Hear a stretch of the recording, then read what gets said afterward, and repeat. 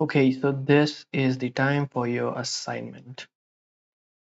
What we're going to do, we are going to create a modern looking web page for a coffee cafe or coffee place, and it is going to look like this.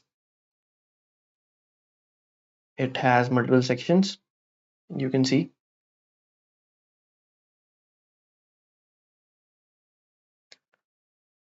it uses the concepts that we have learned so far.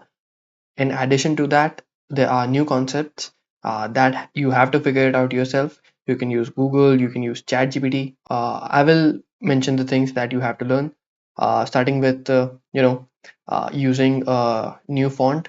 I used Google Fonts, so Google that. Then adding an image with the proper aspect ratio. Do that in CSS only, no HTML. Then using Flexbox has already been taught, so that's not something new. Then how to add rounded edges to your border. That's one thing that you have to learn. And how to work with images, and how to apply some styles to only a specific part of a paragraph or some text. All that you have to figure out by yourself. Once you do that, it will be better for you, because if you search it, you will learn it, and if you just copy me, then you're not going to learn very well. So yeah, good luck with that. And you can see my tabs are open because I also Google things where I'm stuck. So don't be shy. And I will add the link of the images that I used, and you can use any image you want, but if you want to use the same images I did, I will add the link to this image and this image, and you can find the other ones on uh, unsplash.com.